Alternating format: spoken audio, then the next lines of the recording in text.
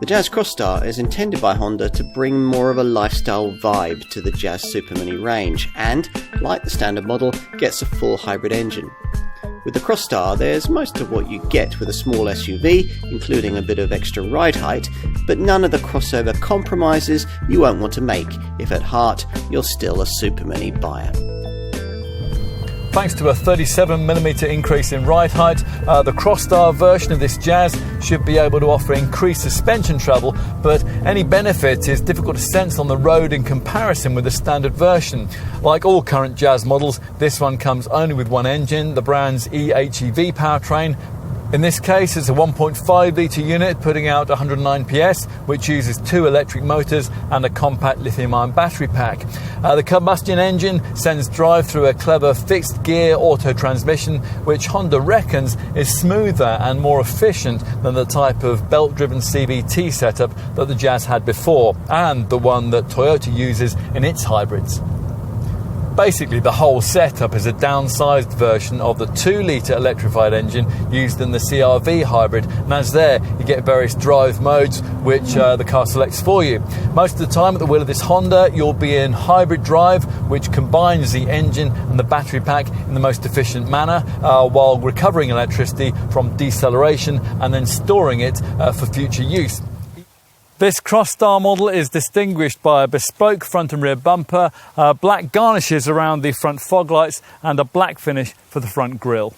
You also get roof rails along with a 37mm ride height increase. Inside there are only 2 really significant Crosstar additions over standard EX trim. First is the provision here of water-repellent fabric upholstery, and secondly you're favoured with an 8-speaker premium audio system. Otherwise it's just as it would be on an ordinary top-spec EX-grade Jazz model. There are wide body stabilising front seats to reduce fatigue on longer journeys, and the dash has a minimalist, uncluttered look. Its centre Honda Connect 9-inch touchscreen has smartphone-style swipe technology, Honda Personal Assistant voice control and wireless Apple CarPlay and Android Auto smartphone mirroring. And there's also a 7-inch digital instrument cluster.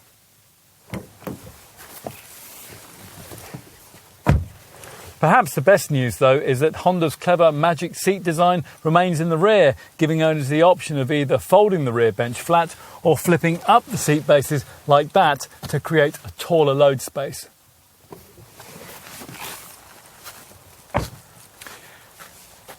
Luggage space is 298 litres with the rear seats in place and 1,203 litres with them folded down.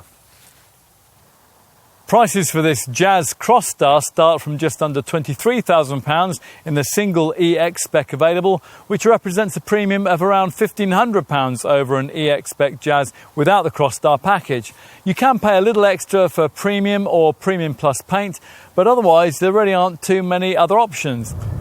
You would hope with all that hybrid technology on board, this Jazz would be a frugal thing, and by and large, it is. The Crosstar model has claimed WLTP rated combined cycle economy and emissions figures of 58.9 mpg and 110 grams per kilometre. That's down from 62.8 mpg and 102 grams per kilometre in the standard model. Insurance is Group 19A. There are 2 schools of thought when it comes to reviewing cars like this. Some see them as cynical marketing exercises, models which pretend SUV-ness but without any real substance. Others take the view that most purpose-designed small crossovers lack much SUV substance anyway, so in many ways choosing a dressed-up, lifestyle-orientated Super Mini makes just as much sense. We tend to incline towards the latter view, as will folk interested in this Jazz Crosstar. It is, as Honda says, a hybrid to fit into your life.